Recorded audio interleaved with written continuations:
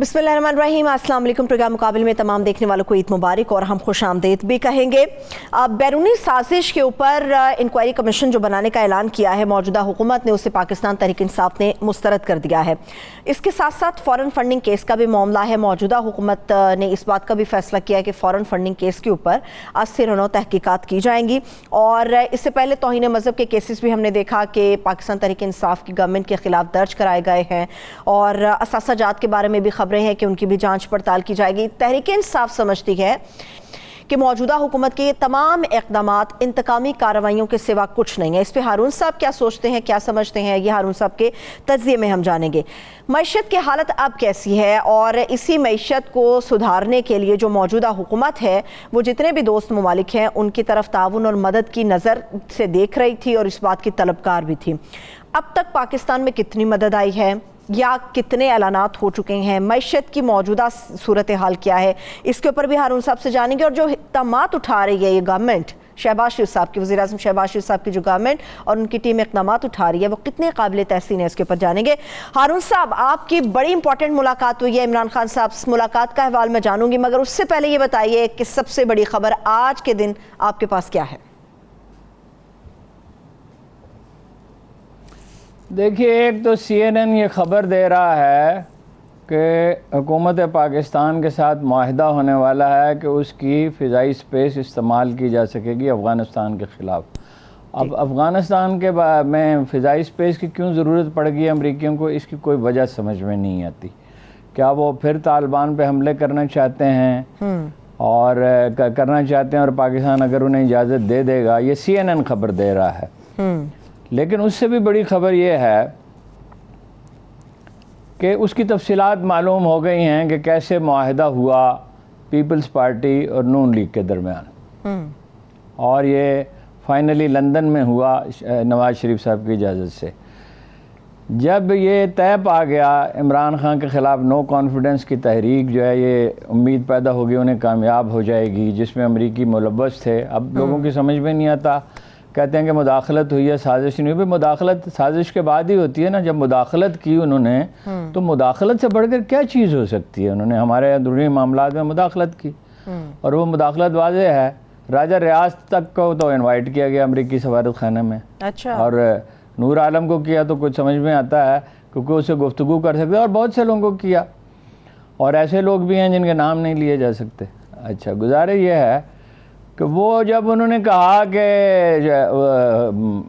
वज़रा के नाम दें शहबाज शरीफ साहब ने, तो जरदारी साहब डट गए। उन्होंने कहा कि वज़रा के नाम बाद में देंगे, पहले 20 कौमी असम्बली की सीटें दें। अच्छा। और पंजाब में और 40 सूबाई असम्बली की पीपल्स पार्टी के, उसके बगैर एग्रीमेंट नहीं हो सकता। ठीक।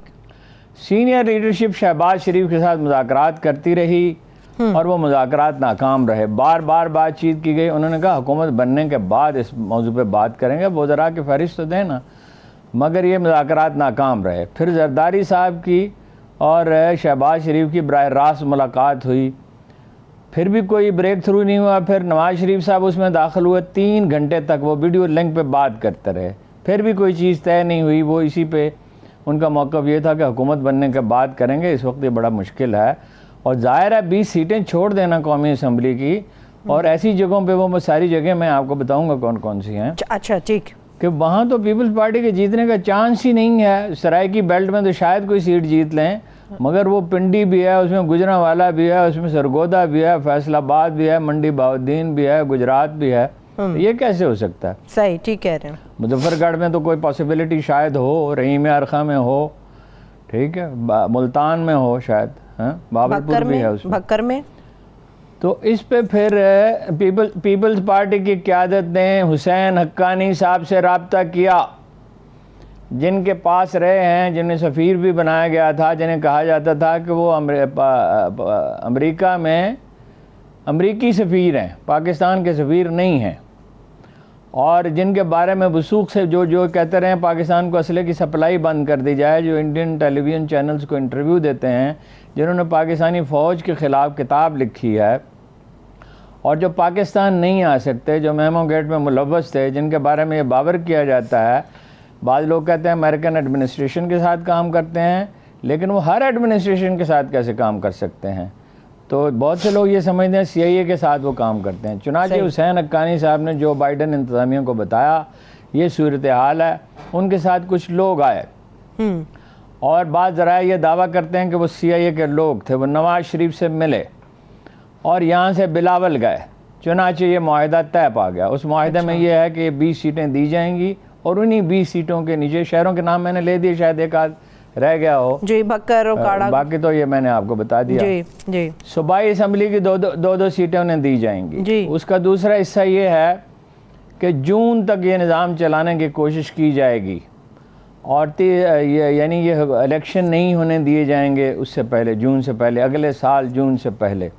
اور تیسری بات یہ ہے کہ 2028 میں پیپلز پارٹی کا یعنی بلاول بھٹو کو وزیر اعظم بنانے کی کوشش کی جائے گی. یہ ہے جناب معاہدہ اور امریکہ اس کا گارنٹر ہے. اب تک یہ کہا جا رہا تھا کہ قطر ضامن ہے, لیکن قطر کی تو کوئی مطلب گارنٹی کی اتنی بڑی حیثیت نہیں ہے, تو امریکہ ہی اس کا ضامن ہے. اور حسین حقانی صاحب نے اس میں آخر کار مرکزی کردار ادا کیا اور انہی کا رابطہ ہے امریکی انتظامیہ کے ساتھ. صحیح, ٹھیک ہے. خبر تو بہت ہی بڑی ہے ارون صاحب جو آج آپ نے پروگرام کے آغاز پر ہی سامنے رکھ دی ہے لوگوں کے. ایک بڑی ملاقات عمران خان صاحب سے بھی تو ہوئی ہے آپ کی, کیا آپ کو اپنے تمام سوالوں کے جوابات مل گئے ہیں جو آپ ہمیشہ اٹھاتے ہیں؟ آپ پوچھیں نا, میں بہت سی باتیں ہوئیں تو میں بتاتا ہوں. اچھا, پہلے تو یہ بتائیے کہ جب آپ عمران خان صاحب سے ملنے گئے تو انتظام کیسا تھا ملاقات کا پیغام کیا خان صاحب نے خود دیا یا کسی نے پیغام پہنچایا کہ خان صاحب سے مل لیجئے؟ جی, انہوں نے مجھ سے رابطہ کیا, انہوں نے اپنا ایک سے زیادہ مرتبہ رابطہ کیا, پھر وہ مصروف ہو جاتے تھے کہیں. میں صبح بعد میسیج ہوتا تھا, میں میسیج دیتا تھا, پھر ان کا میسیج آتا تھا, پھر وہ سارا دن مصروف رہتے تھے, پھر رات کو بات ہوتی تھی. پھر میں نے کہا عید کے بعد ملیں گے, تو پھر فائنلی خیریت طے پا گیا کہ عید کے بعد ملیں گے. پھر دو دوست جو ہیں وہ مصر ہوئے, وہ جانا چاہتے تھے اور میرا بھی خیال تھا کہ انہیں جانا چاہیے, تو وہ ایک دوست جو ہیں وہ ایک اور صاحب کو بھی ساتھ لے آئے. اس لیے بہت تفصیل کے ساتھ گفتگو نہیں ہو سکی, لیکن جو بہت میرے خیال میں ضروری باتیں تھیں وہ میں نے ان سے پوچھ لی. اچھا, پہلی بات تو یہ ہے کہ ٹیلی فون انہوں نے کہا, ہم لے گئے اندر اور بڑے ہی واز ویری ریلیکس, بہت ہی یعنی آسودہ تھے, بڑے مطمئن بیٹھے تھے, اور باس کی شرٹ پہنی ہوئی تھی سفید اور ٹراؤزرز پہنے ہوئے تھے بلیک, اور ریلیکس تھے بالکل. لیکن پھر انہوں نے کہا ٹیلی فون دے دیں, تو خیر میں نے فٹافٹ کہا کہ ہاں لے لیں, اس میں کوئی حرج نہیں. میں سمجھ گیا, بلکہ میں نے ان سے پوچھا بھی کہ ڈی بگنگ کا کوئی انتظام کیا ہے. انہوں نے کہا کوشش کر رہے ہیں, مطلب یہ کہ گفتگو نہ سنی جا سکے یہاں پہ. اچھا, پھر گفتگو شروع ہوئی سیٹوں کے اس مسئلے پہ کہ یہ ٹکٹوں کا کیا کریں گے. ہاں, تو انہوں نے کہا میں خود ٹکٹیں دوں گا. اس پہ ہم نے ان سے کہا, میں نے بھی اور دوسرے دوست نے بھی, کہ اس کا میکنزم بنانا پڑے گا, ڈیٹا جمع کرنا پڑے گا جو قائد اعظم کا طریقہ ہے, اور آپ نہیں دیں گے ٹکٹیں جو ہے کمیٹی دے گی, فائنل اپروول آپ دے سکتے ہیں, مگر اس میں سفارش کا عمل دخل نہیں ہونا چاہیے. ٹھیک. اس پہ انہوں نے بہت زور دے کر کہا کہ نظریاتی لوگوں کو ووٹ دیں گے. میں نے کہا وہ آدمی جو جیت سکتا ہو اور وہ آدمی جو وفادار ہو. صحیح. میرا نہیں خیال کہ سب نظریاتی لوگوں کو دے سکیں گے کارکنوں کو, لیکن بہرحال اب ان کی تعداد زیادہ ہوگی. ہی واز ویری کانفیڈنٹ کہ اگر الیکشن ہوتے ہیں تو وہ جیت جائیں گے, انہیں کوئی اس میں شبہ نہیں تھا. پھر ان سے پوچھا کہ بھئی اپنی حفاظت کا کیا بندوبست کیا ہے. انہوں نے کہا کہ وہ وہاں سے لوگ آئے ہیں. یہ میں خیر ان سے پہلے ٹیلی فون پہ بھی پوچھ چکا تھا, وہاں سے لوگ آئے ہیں فرنٹیئر سے, اور وہ حفاظتی انتظامات کریں گے. باقی یہ ہے کہ زندگی موت تو اللہ کے ہاتھ میں ہے, جتنا میں بندوبست کر سکتا ہوں وہ میں نے کر لیا. اچھا. پھر میں نے کچھ نکات اٹھائے, مثلا یہ کہ بھئی آپ کا میڈیا کا معاملہ ہمیشہ ہی کیوں خراب رہتا ہے. صحیح. اس پہ انہوں نے یہ کہا کہ میڈیا پہ پریشر ہے اور اس پریشر کا ہم کچھ کر نہیں سکتے. جو لوگ ہماری حمایت کر رہے ہیں ان پہ بھی بہت دباؤ ہے شدید, اور وہ پریشان بھی ہیں وہ اس دباؤ کی وجہ سے, اور زیادہ تر میڈیا گروپ تو ہماری مخالفت کر رہے ہیں, غیر جانبدار تو کم ہی ہیں. تو میں نے نام لے کر کہا, مناسب نہیں ہے نام لینا ٹیلی ویژن پہ, کہ فلاں صاحب جو ہیں جنہوں نے ایک ہندو ممبر کو وہ بہت ایسے الفاظ استعمال کیے ٹیلی ویژن پہ نشر ہوئے کہ جو کوئی آدمی دہرا نہیں سکتا. وہاں تو خیر میں نے وہ لفظ استعمال کیا, انہیں بتایا, خاتون کے ساتھ بھی کیا. تو انہوں نے تسلیم کیا کہ ہاں وہ اس کے لیے موضوع آدمی نہیں ہے. پھر دوسرے آدمی کا ذکر ہوا, پھر انہوں نے کہا کہ ہاں آپ ٹھیک کہتے ہیں وہ بھی موضوع نہیں. میں نے کہا وہ ذہین آدمی ہیں, لیکن وہ کسی اور کام, جس کام کے لیے وہ ہر آدمی کا ایک کام ہوتا ہے, اس کام پہ ان کو لگائیں. اس پہ انہوں نے اتفاق کیا. اور پھر یہ کہا مجھے کوئی نام بتائیں. میں نے کہا میں آف ہینڈ نہیں بتا سکتا, میرے ذہن میں نہیں تھا کہ آپ مجھ سے پوچھیں گے, لیکن میں سوچ کے بتا سکتا ہوں, کوئی اور بھی بتا سکتا ہے. کوئی موضوع, اور میڈیا کے ساتھ آپ کے خوشگوار مراسم ہونے چاہیے. یہ کیا بات ہے کہ آپ کو کوئی ایک آدمی بھی نہیں ملتا اس قسم کا. صحیح. تو یہ پھر فیصل آباد کی سیٹ کا اتفاق سے ذکر ہوا, راجہ ریاض والے کا, کہ وہاں کس کو اپنا کھڑا کرنا ہے. تو وہ میں نے نام لیا تو انہوں نے کہا ہاں ٹھیک ہے. وہ صاحب اتفاق سے وہاں موجود تھے. انہوں نے کہا ہاں ٹھیک ہے, اور ان سے انہوں نے کہا کہ آپ کام شروع کر دیں.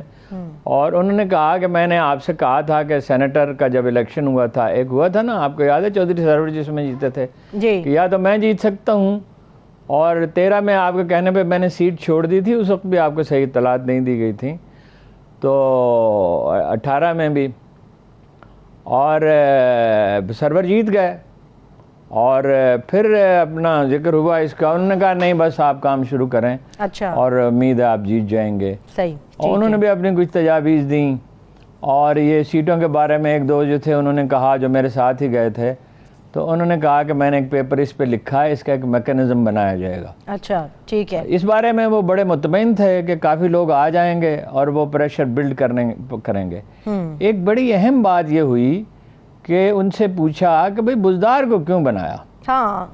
اس پہ آپ ہمیشہ سوال اٹھاتے ہیں. انہوں نے کہا کسی ایک اور آدمی پہ اتفاق رائے نہیں, کسی آدمی پہ اتفاق رائے نہیں ہو رہا تھا, کسی پہ کوئی نہ کوئی مخالفت کرتا تھا. تو یہ عارضی ارینجمنٹ تھا, علیم خان کو بنانا تھا. علیم خان کو گرفتار کر لیا گیا. علیم خان غلط طور پر یہ سمجھتے ہیں, یہ تاثر دیتے ہیں کہ میں نے گرفتار کرایا. انہوں نے گرفتار کرایا جنہوں نے مجھ سے نہیں پوچھا, اور مجھ سے کوئی بات ہی نہیں کی. اس کے بعد انہیں وزارت دی اور انہیں مطمئن کرنے کی کوشش کی. جو انکشاف انہوں نے کیا وہ بڑا عجیب و غریب تھا. کیا تھا وہ؟ انہوں نے کہا کہ جب کرائسس بڑھ گیا تو میں نے علیم خان کو وزیر اعلیٰ بنانے کا دوبارہ فیصلہ کیا. یعنی اس وقت جب کرائسس اپنے عروج پہ تھا, کوئی یعنی 1.5-2 مہینے پہلے, تو جب میں انہیں اطلاع دینے والا تھا تو ٹھیک اسی وقت علیم خان نے میرے خلاف پریس کانفرنس کر دی. ٹھیک اس وقت جب میں انہیں فون کرنے والا تھا کہ آپ کو وزیر اعلیٰ کے لیے نامزد کر رہے ہیں اور آپ کو بنا دیں گے وزیر اعلیٰ, تو انہوں نے میرے خلاف پریس کانفرنس کر دی. وہ جہانگیر ترین صاحب کے بارے میں بھی گفتگو کی اور کچھ صدمے کا انہوں نے اظہار کیا. آج مجھے دیکھ کے بڑا تعجب ہوا, اگر یہ صحیح ہے مجھے اب تک یقین نہیں آ رہا, حالانکہ بار بار میں نے اسے پڑھا ہے, اور تعجب ہو رہا ہے کہ جہانگیر ترین صاحب نے کہا ہے کہ شہباز شریف صاحب عظیم ترین ایڈمنسٹریٹر ہیں, اور عمران خان کے کرپشن کے سارے ثبوت میں فراہم کروں گا. اب یہ سب جانتے ہیں کہ اس نے ذاتی طور پہ تو کوئی کرپشن نہیں کی, کرپشن تو تھی, اس میں تو کوئی شبہ نہیں ہے, ذاتی کیا کرپشن کی ہے اس نے. تو اس پر خیر یہ تو آج کی بات ہے, اس کا ذکر نہیں ہوا. اور کوئی بات آپ پوچھنا چاہیں؟ بالکل, میں پوچھنا چاہوں گی ہارون صاحب, یہ تو اندرونی معاملات تھے, اب ذرا بیرونی معاملات کے اوپر جاتے ہیں. ماسکو کے دورے کے اوپر خان صاحب رشیا جب گئے تھے, پہلے تو یہ بتائیے کے بارے میں. اچھا, ایک تو میں نے ان سے یہ پوچھا میں نے ان سے یہ پوچھا کہ جانے سے پہلے آپ نے مجھے بات کرنے دیں 20 منٹ ہو گئے. وہ آپ نے جانے سے پہلے آپ نے وزارت خارجہ کو اعتماد میں لیا, ان کی رائے لی, آپ نے چیف آف آرمی اسٹاف سے بات کی. انہوں نے کہا ہاں وزارت خارجہ بہت پرجوش تھی, بہت. انہوں نے کہا کہ ایک سنہری تاریخی موقع ہے اور اس کا پورا فائدہ اٹھانا چاہیے, اور ہر حال میں آپ کو جانا چاہیے. امریکی روک رہے تھے, وہ نہیں چاہتے تھے جائیں. چیف آف آرمی اسٹاف سے بات کی, انہوں نے کہا لازماً آپ کو جانا چاہیے. میں نے ان سے پوچھا ماحول کیسا تھا, کیسی کیفیت تھی, پیوٹن سے آپ کی کیا بات ہوئی, ذرا مجھے تفصیل سے بتائیں. انہوں نے کہا کہ ایک بڑا عجیب و غریب انکشاف کیا. اس نے کہا پیوٹن نے کہا میں نے 250 مسجدیں بنائی ہیں, اور وہ صرف چیچنیا میں نہیں ہیں, باقی روس میں بھی, روس میں کافی مسلمان ہیں, اور میری بیوی مسلمان ہے. میں تو اس پہ اتنا ہکا بکا رہ گیا, میں مزید کوئی سوال ہی نہیں کر سکا کہ بیوی اس کی مسلمان ہے تو اس کی شادی کیسے ہوئی. بہرحال اس نے کہا اسلامک فوبیا پہ بات ہوئی, تو اس نے کہا, اس نے اپریشیٹ کیا, اور اس نے کہا میں اس میں آپ کے ساتھ ہوں. یہ بڑی نامناسب بات ہے کہ اسلام کے خلاف پروپیگنڈا کیا جائے, اور آپ نے اس میں جو رول پلے کیا ہے ہم اسے اپریشیٹ کرتے ہیں, اور اس میں ہم آپ کے ساتھ ہیں. پھر میں نے تیل کا پوچھا, وہ تو خیر خبر آئی. اچھا, میں نے کہا کہ کیا ماحول تھا. انہوں نے کہا ماحول یہ تھا کہ 3 گھنٹے ہم بیٹھے رہے, حملہ ہو چکا تھا, اسی دن ہوا, ہمیں تو معلوم نہیں تھا. 3 گھنٹے میں نہ انہوں نے کوئی ٹیلی فون کال لی. حالانکہ جنگ ہو رہی ہو تو ایسی صورتحال میں ظاہر ہے لمحہ بلمحہ معلومات آتی ہیں اور انہیں ظاہر ہے گائیڈ کرنا ہوتا ہے, فیصلے کرنے ہوتے ہیں. کوئی ٹیلی فون کال انہوں نے نہیں لی, کوئی کسی نے انٹرپٹ نہیں کیا. میں نے کہا ان کا وہ موڈ کیسا تھا, کس طرح سے؟ انہوں نے کہا وہ بالکل ریلیکس تھے, بہت کمفرٹیبل تھے. پھر یہ ہے کہ یہ تیل کی کیسے بات ہوئی؟ انہوں نے کہا انہوں نے آفر کی 30% کم پہ تیل دیں گے. اچھا. اور 20 لاکھ ٹن گندم بھی دیں گے. تو میں نے کہا یہ مطلب فیصلہ ہو گیا؟ انہوں نے کہا نہیں, فیصلہ تو ہو گیا مگر جزیات تو بعد میں طے کرنی تھی. لیکن جب میں واپس آیا تو مجھے کہا گیا کہ بھئی یہ آپ نے کو اس کی یوکرین کی مذمت کرنی چاہیے, اور میں نے تو انکار کر دیا کہ انڈیا نے نہیں کی ہے, تو میں کیسے مذمت کروں؟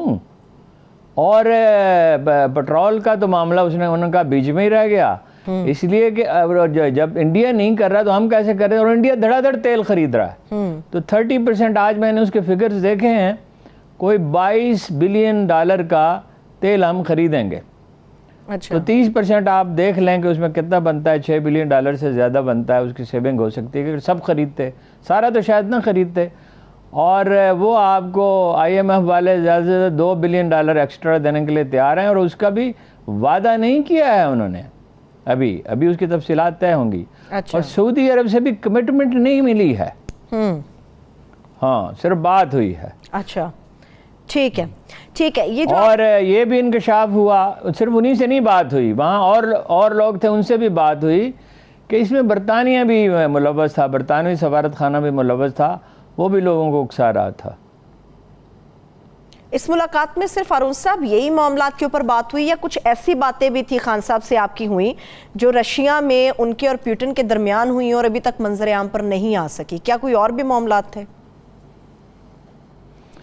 نہیں, زیادہ تر یہی باتیں تھی. ظاہر ہے بہت سی گفتگو, زیادہ تر گفتگو آبویسلی آف دی ریکارڈ تھی. لیکن یہ مجھے بڑی حیرت ہوئی کہ جب انہوں نے مجھے بتایا کہ مجھے ساری تفصیلات معلوم تھی, میرا تاثر یہ تھا کہ IB انہیں انفارم نہیں کر سکی. انہوں نے کہا نہیں, مجھے انفارم کیا جاتا رہا. انہوں نے لوگوں کے نام لیے جو نہیں لیے جا سکتے, وہ کہ فلاں صاحب کے پاس میٹنگ ہوئی, فلاں جگہ پہ میٹنگ ہوئی, فلاں موقع پہ مجھے آ کے بتایا گیا, فلاں آدمی ملنے کے لیے گیا ہے, اور فلاں نے یہ بات کی ہے, اور یہ ساری تیاری اس وقت کی جا رہی تھی مجھے ہٹانے کی, اور مجھے معلوم تھا. اور یہ تو آپ کو پتہ ہے وہ کہتے ہی ہیں, کل تو یہ فکرہ انہوں نے نہیں کہا کہ یہ میری زندگی کے تلخ ترین وقت تھا اور میرے ہاتھ بندھے ہوئے تھے. اور یہ بھی انہوں نے دہرائی بات کہ مجھے حکومت لینی ہی نہیں چاہیے تھی. اور یہ آج انہوں نے پھر کہا ہے کہ اگر میری اکثریت نہ ہوئی تو میں حکومت نہیں بناؤں گا. اچھا. مطلب وہ یہ چاہتے ہیں کہ اتحادی اگر ہوں بھی تو ان پہ انحصار نہ ہو حکومت کا. اچھا ٹھیک ہے.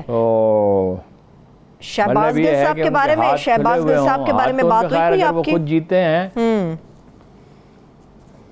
ان کے جو حادثہ پیش آیا, شہباز گل صاحب کے بارے میں بات ہوئی, میں ٹیلی ویژن پہ نہیں کرنا چاہتا.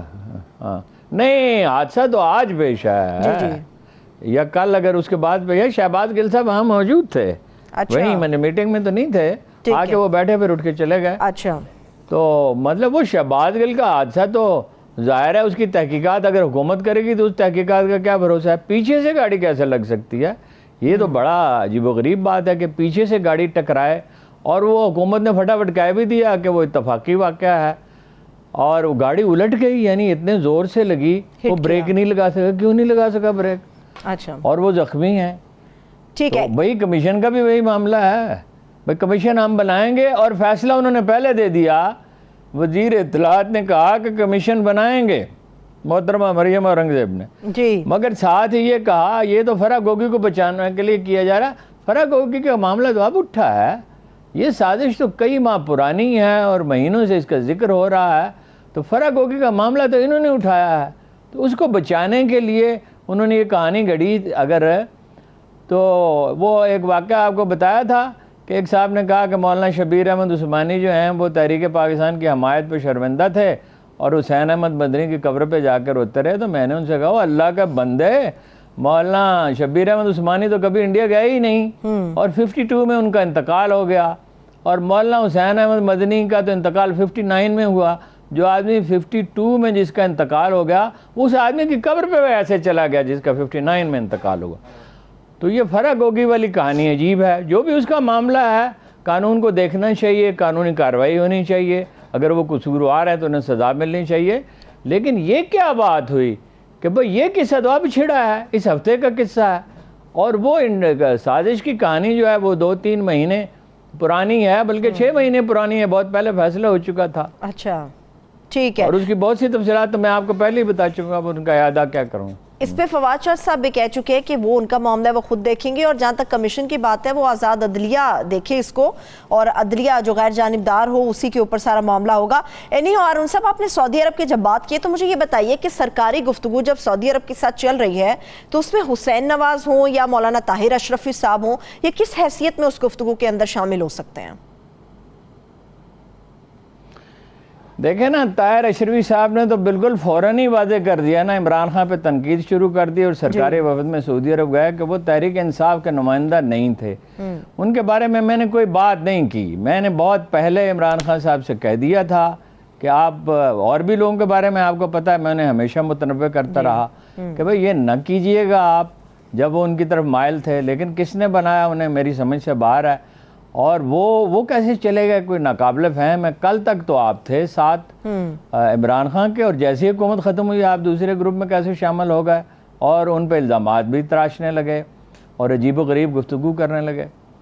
صحیح. تو حسین نواز کا عجیب و غریب معاملہ ہے. ایک آدمی جو ہے وہ مفرور ہے, عدالت کے وہ مفرور ہے, وہ سرکاری وفد کا حصہ کیسے بن سکتا ہے؟ اور سعودیوں پہ بھی حیرت ہے کہ انہوں نے اس کو قبول کیا. اگر خشوگی سے متعلق کوئی آدمی ہو, اس کے قتل سے متعلق, اور ہم اس کو ویلکم کریں تو وہ کیسا لگے گا سعودیوں کو؟ مجھے تو بہت اس پہ تعجب ہے. بہرحال حسین نواز کا بڑا حیرت انگیز ہے. اچھا پھر یہ ایک ویڈیو کا معاملہ ہے, اس پہ گفتگو نہیں ہوئی ان سے. یہ بڑا تعجب خیز ہے کہ عمران خان کی ویڈیو یہ ہم 15 برس سے سن رہے ہیں. 2 بار تو ایسا ہوا کہ میں نے کالم لکھا اس پہ تو رک گیا. ایک بار قاضی حسین احمد صاحب نے مجھے بتایا, ایک دفعہ حفیظ اللہ خان نے بتایا. اب وہ بار بار کہہ رہے ہیں. ساتھ ایک ٹویٹ کیا ہے محترمہ مریم نواز نے کہ میں کریکٹر اسیسینیشن میں بلیو ہی نہیں کرتی. تو پھر یہ آپ کیا کر رہے ہیں؟ اور یہ آج کی بات نہیں ہے, یہ بہت دنوں سے ہو رہا ہے. لوگ کہتے ہیں ایک ویڈیو آنے والی, آپ جس کی چاہیں ویڈیو بنا لیں. وہ شاہین صاحبائی صاحب نے ایک ویڈیو ایسی بنا کے دکھائی ہے کہ جس میں ایک آدمی جس کا کوئی تعلق ہی نہیں ہے, اور وہ اپنا اس کا چہرہ لگا دیا جاتا ہے. وہ روز ہم سوشل میڈیا پہ دیکھتے ہیں چہرے. ایک انڈین ٹیلی ویژن نے ایک خبر نشر کی ہے, وہ سوشل میڈیا پہ تھی, کہ محترمہ مریم نواز کے بارے میں بہت ہی نازیبا, کہ وہ جب وہ ہو گیا, حکومت الٹ گئی تو انہوں نے یہ کیا اور انہوں نے یہ کیا. بالکل جھوٹ اور غلط, جو ان کے کریکٹر سے کوئی مناسبت نہیں رکھتی. تو وہ اس طرح کی چیزیں تو ہوتی رہتی ہیں. اور یہ گندگی جب پھیلے گی تو ان کو کسی کو خدا کا خوف نہیں ہے اور علم بھی نہیں ہے. جہالت کی کوئی حد ہے. بھئی جب تم دوسروں کو رسوا کرو گے, یہ واضح طور پر قرآن مجید بھی اس پہ اشارہ کرتا ہے, رسول اللہ صلی اللہ علیہ وسلم نے بھی کہا رسوا کرو گے خدا تمہیں رسوا کرے گا. ایک ذاتی زندگی دیکھیے نا, جو غلیظ ترین جرم ہے اس میں 4 عینی گواہ طلب کیے جاتے ہیں عدالت میں, 4 عینی گواہ. اور آپ جو ہیں اس کی فلمیں بناتے ہیں. فلمیں کون بنا سکتا ہے؟ جس کی ایکسیس ہو کسی کی ذاتی زندگی میں. ٹھیک کہہ رہے ہیں. یا کوئی جرائم مافیا بنا سکتی ہے, جس کے پاس ایکوپمنٹ ہو اور جو اربوں روپے خرچ کر سکتی ہو. مشرف کے زمانے میں بھی یہ پلان ہوتا رہا, اب بھی ہوتا رہا. اب ادھر پی ٹی آئی والے بھی دھمکی دے رہے ہیں کہ ہمارے پاس بھی ایک ہے. وہ بھی اللہ سے ڈرو یار. کوئی اس معاشرے کو تم یورپ سے بھی بدتر کر دو گے, امریکہ سے بھی بدتر کر دو گے, اتنی غلاظت پھیل جائے گی, باقی بچے گا کیا؟ سیاست تو رہی الگ, حکومتیں تو بنتی بگڑتی رہیں گی, اور پاکستان سلامت رہے گا. پاکستان کے دفاع کو تو اب کوئی خطرہ نہیں ہے. اگرچہ پچھلے 10 دن سے دھمکی دے رہے ہیں, ایئر چیف بھی انڈیا کے اور دوسرے لوگ بھی دھمکی دے رہے ہیں, ہم کارروائی کریں گے اور یہ کریں گے وہ کریں گے. کارروائی نہیں کر سکتا, کرے گا تو بہت بری طرح پچھتائے گا. تو لیکن یہ آپ معاشرے کو اتنا اخلاقی طور پہ کھوکھلا کر دیں گے, کوئی شرم و حیا نام کی چیز ہی ایسا لگتا ہے رہ نہیں گئی. اور مجھے رسول اللہ صلی اللہ علیہ وسلم کا قول مبارک یاد آیا کہ بے شرم اپنی مرضی کرے, اور جب وہ اپنی مرضی کرے گا تو پھر وہ اللہ تعالیٰ کے رحم و کرم پہ ہوگا, پھر اس کے ساتھ کوئی روح رعایت نہیں ہو سکتی. اور آپ اس معاشرے کو کتنا پست کر دینا چاہتے ہیں. بریک سے واپس آ کے اس پہ بات کرتے ہیں. قرآن مجید کہتا ہے کہ انسانوں کو بہترین صورت میں پیدا کیا گیا, بہترین صورت میں پیدا کیا گیا، لیکن پھر ان میں سے بعض کو جو ہے اسفل السافلین بنا دیا گیا، غلیظ سے غلیظ ترین۔ آپ اس معاشرے کو، اس میں پہلے ہی کم ظلم نہیں ہے اور کم بے شرمی اور بے حیائی نہیں ہے، چھوٹی بچیوں کے ساتھ جاتی کے واقعات ہوئے ہیں، بچوں کے ساتھ ہوئے ہیں، اب آپ اس کو کہاں لے جانا چاہتے ہیں؟ چلیں میں بریک سے واپس آ کے ہارون صاحب اس کو کنٹینیو کرتی ہوں، ایک بریک لے لیتے ہیں، بریک سے واپس آئیں گے۔ یہ جو ویڈیوز والا معاملہ ہے دونوں طرف سے، حکومت ہو یا پھر تحریک انصاف ہو، یہ لوگ سمجھتے ہیں کہ یہ انتقام ہے اور انتقامی کارروائیاں ہیں۔ انتقامی کارروائیوں کے بارے میں اس وقت ہماری سیاست میں چیزیں چل رہی ہیں، جو اقدامات اٹھائے جا رہے ہیں، جو اس زمرے میں آ رہے ہیں، اس پہ ہارون صاحب کا تجزیہ لیں گے۔ بریک کے بعد ہمارے ساتھ رہیے۔ بریک کے بعد ایک بار پھر سے پروگرام میں ہم آپ کو خوش آمدید کہیں گے۔ بریک پر جانے سے پہلے ہارون صاحب آپ نے بھی ویڈیوز کا ذکر کیا، چیئرمین پی ٹی آئی نے بھی ویڈیو کا ذکر کیا کہ میرے بارے میں ایک ویڈیو تیار کی جا رہی ہے جو کردار کشی کرے گی۔ انتقامی کارروائیوں کا جو سلسلہ شروع ہوا ہے اس میں حکومت نے جو فیصلہ کیا فوراً فنڈنگ کیس کو لے کے کہ 80 تحقیقات کی جائیں گی، اس فیصلے کو آپ کس طرح سے دیکھ رہے ہیں؟ ایک بات میں آپ کو بتا دوں اس پر تبصرہ کرنے سے پہلے، وہ یہ ہے کہ میں نے انہیں تاریخ سے کوئی 2-3 مثالیں دیں کہ ایک لیڈر پاپولر ہوتا ہے، اس کے حق میں بڑی ویو ہوتی ہے، اس کے باوجود وہ سازشوں کا شکار ہو جاتا ہے۔ وہ ٹیم کا مسئلہ تو تھا ہی، ظاہر ہے وہ تو بار بار پوائنٹ آؤٹ کیا جاتا ہے کہ ٹیم اچھی ہونی چاہیے، اور اس کو جتنا پولائٹلی کہا جا سکتا تھا مگر پوری طرح جامع طور پر ان سے کہا گیا۔ تو ایک انہیں میں نے کہا کہ دیکھیے ماؤ زے تونگ جو تھا وہ ایموشنلی کوئی بہت سٹیبل آدمی نہیں تھا، کرزمیٹک بہت تھا، پاپولر بہت تھا، غیر متنازع وہ لیڈر تھا، لیکن وہ کبھی اعتدال پسندوں کی طرف مائل ہو جاتا تھا، کبھی انتہا پسندوں کی طرف مائل ہو جاتا تھا۔ اچھا، تو چو ان لائی سچویشن کو سنبھالتا تھا جس میں بہت تحمل تھا، بہت اعتدال تھا، اور جو صرف کمیونزم کا قائل نہیں تھا، کنفیوشنزم کا بھی قائل تھا، اور جو اخلاقی طور پہ بڑا مضبوط تھا اور جو متعدد زبانیں جانتا تھا اور ہر ایک کے ساتھ نبھا کر سکتا تھا۔ موجود کا حال تو یہ تھا کہ کمرے میں چیزیں بکھری رہتی تھیں، اس کی کوئی ترتیب قائم نہیں کر سکتا تھا، اور وہ جو اس نے ثقافتی انقلاب برپا کیا تو ایک تباہی آئی، اور 3 دن تک تو اس کے چو ان لائی کے گھر کے گرد بھی گھیرا ڈالے رکھا گیا۔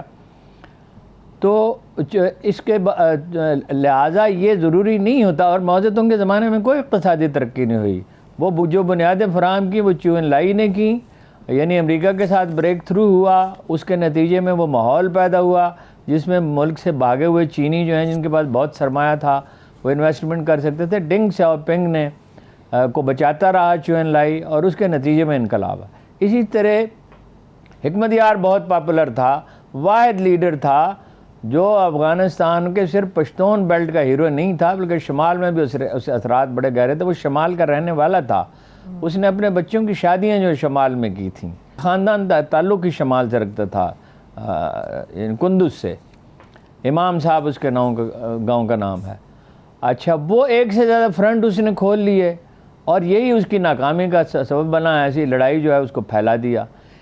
اسی طرح بن بیلا جو ہے وہ قائد اعظم کی طرح تھا، الجزائر میں جنگ آزادی کا ہیرو تھا، اور لیکن وہ تو خیر سوشل میڈیا نہیں تھا، میڈیا بھی نہیں تھا وہاں، میڈیا آزاد بھی نہیں تھا، لیکن یہ کہ جب وہ طویل عرصہ جیل میں رہا تو پھر اس کا نتیجہ کہ تو میں نے ان سے صاف الفاظ میں یہ کہا، صرف یہ یاد کرانے کے لیے، ظاہر ہے ان کی اپنی پالیسی بھی یہی ہے کہ بزدلی کا درس تو کسی کو نہیں دیا جا سکتا، نہ خوف میں فیصلے ہو سکتے ہیں، لیکن آخری درجے کی احتیاط اور حکمت اختیار کی جاتی ہے۔ افسوس اس وقت مجھے مثال نہیں یاد آئی جو میں اب عرض کرتا ہوں کہ رسول اللہ صلی اللہ علیہ وسلم نے مکہ جانے کا جب فیصلہ کیا، اس کو فتح کرنے کا، تو اتنا اہتمام کیا رازداری کا کہ جس کی کوئی حد نہیں ہے۔ ایک تو راستے کے قبائل سے معاہدے کیے، دوسرا آپ یہ دیکھیں کہ یہ 550 کلومیٹر کا فاصلہ انہوں نے طے کیا، 10,000 آدمیوں نے، 10,000 آدمی صحرا میں چل رہے ہیں اور کسی کو کانوں کان خبر نہیں ہوئی۔ تو رازداری رسول اللہ صلی اللہ علیہ وسلم نے فرمایا رازداری سے کام لو۔ یہ تو خیر کل مجھے یاد نہیں آیا ورنہ میں اس وقت ان سے کہتا، بہرحال وہ سنتے ہی ہیں، بات ان تک پہنچی جاتی ہے۔ پھر یہ ہے کہ وہ جب میں واپس آ چکا تو انہوں نے مجھے میسیج بھیجا، میں ایک انہیں بتانا چاہتا تھا، ایک دوست ہیں جو ویلفیئر کے کاموں میں بہت دلچسپی رکھتے ہیں، اس کا نمبر دینا چاہتا، ٹیلی فون باہر پڑا تھا، تو انہوں نے کہا مجھے میسیج کر دیجئے گا۔ تو وہ میں نے ان سے کہا نمل کالج کے لیے آپ کو اگر روپیہ چاہیے ہو یا شوکت خانم کے لیے کبھی کرائسس ہو تو بتائیے گا، تو فلاں صاحب ہیں اور وہ جائیں جب لاہور تو ان سے مل بھی لیں. اچھا. ایک یہ بات ہوئی ضروری. اور باقی جو ہے وہ میں نے ان سے کہا کہ احتیاط. پھر میں باہر نکلا تو شیخ رشید صاحب آ رہے تھے. ان سے تو خیر کوئی خاص بات نہیں ہوئی, کچھ گھبرائے ہوئے سے لگتے تھے یا جلدی میں تھے. اسد عمر صاحب مل گئے. اسد عمر صاحب کو بھی میں نے کہا یہ بات یاد رکھیں, خوف اور بزدلی نہیں مگر ایڈونچرزم بھی نہیں, احتیاط آخری حد تک. انہوں نے کہا ہاں ٹھیک ہے, مطلب یہ رسک تو لینا پڑتا ہے. میں نے کہا رسک لینے سے کون روکتا ہے آپ کو؟ ہاں ٹھیک ہے, آپ رسک لیں اور حکومت نہیں بھی بنتی تو نہ بنے, مگر اصولوں پہ تو چلیں نا. صحیح, اصولوں پہ تو چلیں. اپنا جو آپ کر سکتے ہیں, اصل میں تو انسان کے بس میں صرف کوشش ہی ہے. صحیح ہے. فارن فنڈنگ اچھا, اب جو انتقامی کارروائیوں کا یہ ہے, ایک تو 10 سال کا ریکارڈ اب ایف بی آر بھی کر رہی ہے اور ایف آئی اے بھی کر رہی ہے جمع. فارن جو بھی باہر سے انہیں عطیات ملے, اور اس میں کوئی ملک انہوں نے چھوڑا نہیں ہے. صرف امریکہ اور برطانیہ نہیں ہے, اس میں مڈل ایسٹ کے ممالک ہیں, اس میں فن لینڈ تک ہے, آسٹریلیا ہے, نیوزی لینڈ ہے, اس میں ناروے ہے. وہ ہر جگہ سے معلومات جمع کی جائیں گی. 4 جو ملازم تھے تحریک انصاف کے ہیڈ آفس میں جو تھے, طاہر مثلاً آپریٹر ہے, اور ان کے سارے اکاؤنٹس جو ہیں اس کا اسٹیٹ بینک سے تفصیلات جمع کی جائیں گی. ٹھیک ہے. پھر یہ ہے کہ عمران خان صاحب کی ذاتی جائیداد جہاں کہیں دنیا بھر میں اس کا سراغ لگانے کی کوشش کی جائے گی, میرا نہیں خیال کہ اس کی دنیا میں کہیں کوئی جائیداد ہو سکتی ہے. بہرحال یہاں جو جائیداد ہے ان کی, ایک تو لاہور میں ان کے نانا کی زمین ہے جو کچھ عرصہ پہلے تک تو تقسیم نہیں ہوئی تھی, یہ مشترکہ ہی کھاتا تھا. ان کے والد کی زمین ہے لیا میں, اور بھی کچھ ہوں گے. یہ باقی تو ہے, یہ اپنا جہاں وہ رہتے ہیں بنی گالا میں آمدن کے ذرائع, وہ سارا ریکارڈ کھنگالا جائے گا, ایک ایک چیز. اچھا, یعنی بھوسے کے ڈھیر میں اگر کوئی سوئیاں ہیں تو وہ تلاش کرنے کی کوشش کی جائے گی. تو وہ اس کے لیے تلے ہوئے ہیں. اور رانا ثناء اللہ جن پہ بہت ریزرویشنز تھی بنانے کی, انہیں وزیر داخلہ ان کی اپنی پارٹی میں. اچھا, تو وہ تو آپ کو پتہ ہے نا کہ کہتے ہیں کہ گرفتار کیا جائے گا. گرفتار کیا, خاک کریں گے اس کو. گرفتار کریں گے تو چیزیں ان کے ہاتھ سے نکل جائیں گی. اور باقی یہ ہے کہ گورنر وہ ہے ڈٹا ہوا ہے. عجیب بات ہے, پنجاب کے گورنر, اس نے کہا کہ بھئی جج کے خلاف ریفرنس بھی بھیجا جائے گا. بہت بڑا ایشو بنا ہوا ہے. اور جناب یہ اپنا جو وزیر اعلیٰ جو ہے یہ غیر قانونی ہے, حمزہ شہباز, تو اس پہ جواب کس نے دیا ذرا غور فرمائیے. طلال چودھری نے کہ ایک حوالدار اور 4 سپاہی تو اسے اٹھا کے باہر پھینک دیں.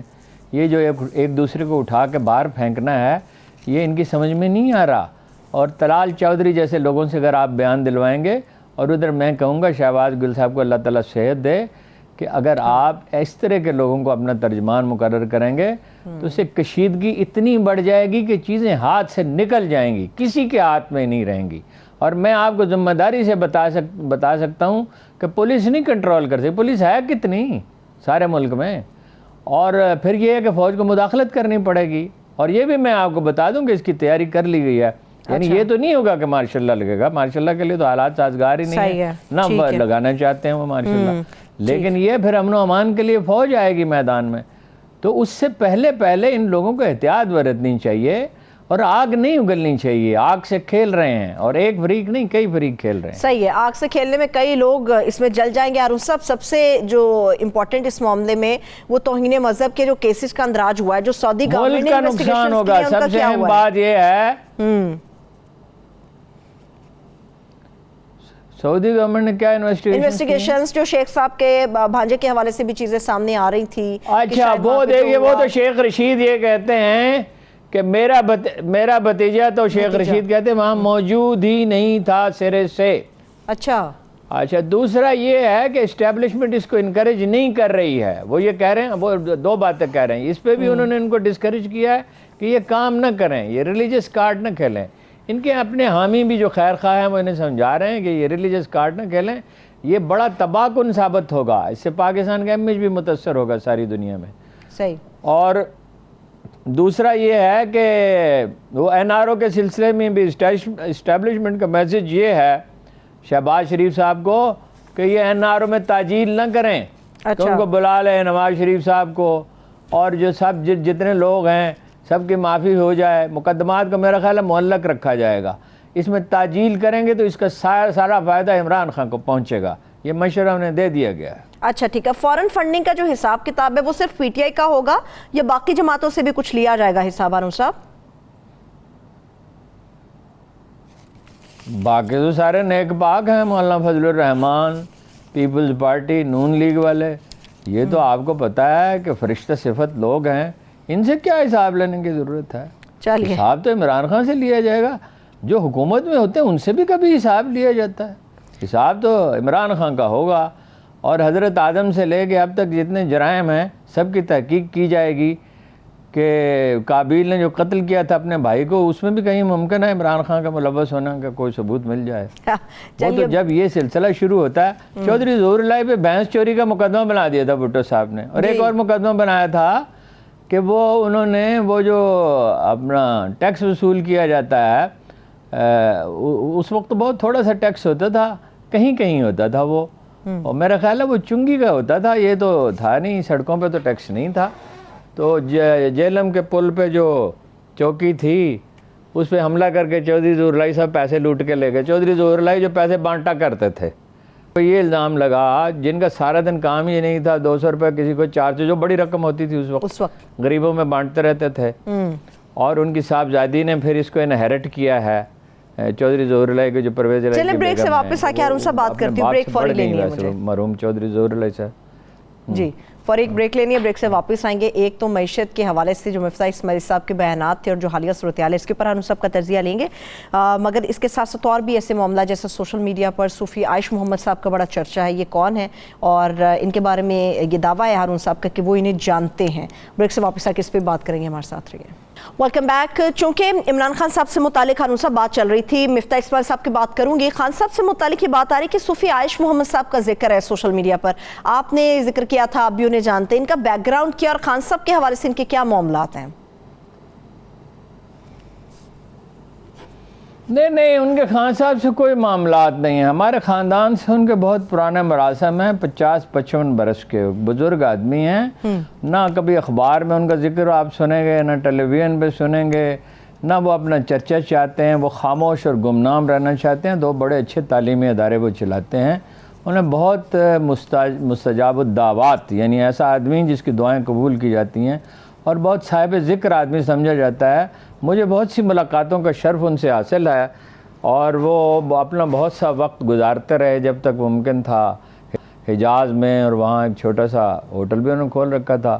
اور وہ خود تو نہیں چلاتے تھے, مگر جو آمدن ہوتی تھی وہ طالب علموں پہ خرچ کر دیتے تھے یا تعلیمی اداروں کو دے. خود بہت سادہ ترین زندگی گزارنے والا اگر آدمی میں نے اپنی زندگی میں دیکھا ہے تو انہیں دیکھا ہے. وہ سب سے سستی چپل پہنتے ہیں, سب سے سستا لباس پہنتے ہیں, اگرچہ لباس صاف ہوتا ہے. اور میں نے اپنی زندگی میں اتنا کوئی حلیم متبع آدمی نہیں دیکھا. یعنی دوسری مثال پروفیسر احمد رفیق اختر کی ہو سکتی ہے, اور وہ واحد آدمی ہے جب ان کا ذکر کیا جاتا ہے پروفیسر صاحب کے سامنے تو وہ کہتے ہیں وہ واقعی فقیر ہیں. وہ ایک بہت بڑے بزرگ ہو گزرے ہیں, صوفی عبداللہ, ان کے شاگرد ہیں, اور زمیندار خاندان سے ان کا تعلق ہے. لیکن انہوں نے اپنی زندگی ذکر و فکر میں اور تبلیغ میں اور درس قرآن میں اور یہ بچوں کو پڑھانے میں صرف کرتی. دور دور سے لوگ ان کے پاس جاتے ہیں. مامو کانجن میں ان کا ایک تعلیمی ادارہ ہے, کراچی میں ہے, جہاں بھی ہوں دور دور سے لوگ جاتے ہیں ان کے پاس دعا کے لیے. تو وہ کچھ عمران خان کے بارے میں رائے, وہ خراب رائے کا اظہار کر رہے تھے. مجھے کسی نے اطلاع, سوشل میڈیا پہ اتنا چرچا نہیں ہے, وہ ایک چھوٹے سے گروپ میں ہے. اچھا, وہ رائے ان کی کچھ زیادہ اچھی رائے نہیں دے رہے تھے. میرے بھائی سے ان کی بہت پرانی دوستی ہے, وہ بھی فیصل آباد سے ان کا تعلق ہے, میرے خالد بھائی کا. تو وہ اپنا بہت ہی نادر روزگار آدمی ہے. میں ان کے بارے میں لکھ دوں گا کہ وہ کیا ہے, وہ ٹیلی ویژن پہ تفصیل نہیں بتائی جا سکتی.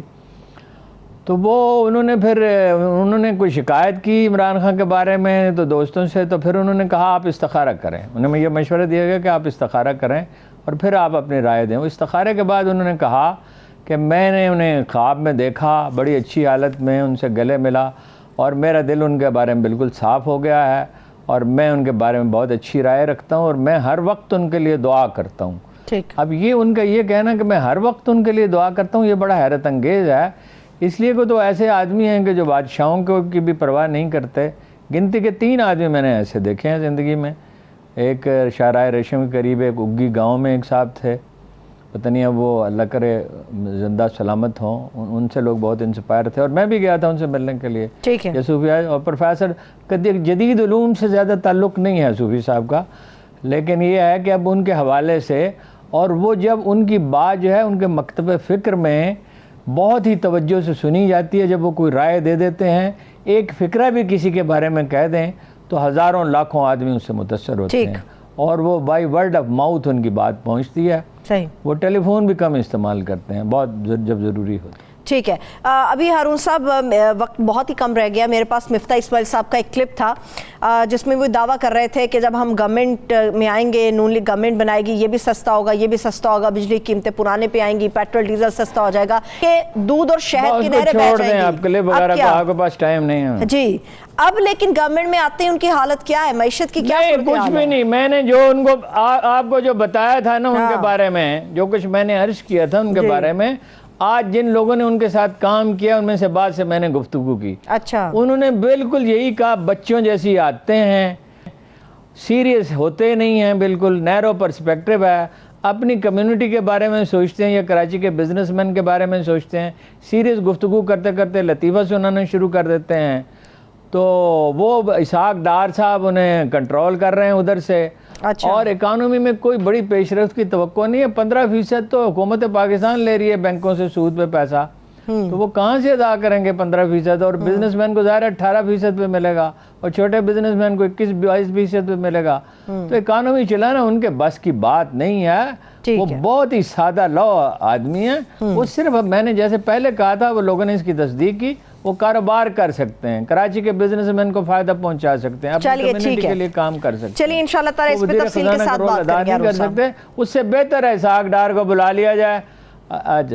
جی. اور شہباز شریف بھی اکانومی کو زیادہ نہیں سمجھتے، ان کے بھائی نواز شریف تو کچھ نہ کچھ سمجھتے. ٹھیک ہے. بہت شکریہ. تھینک یو سو مچ. ہمیں تمام دیکھنے والوں کو شکریہ. اپنا خیال رکھیے. مجھے اجازت دیجیے. خدا حافظ.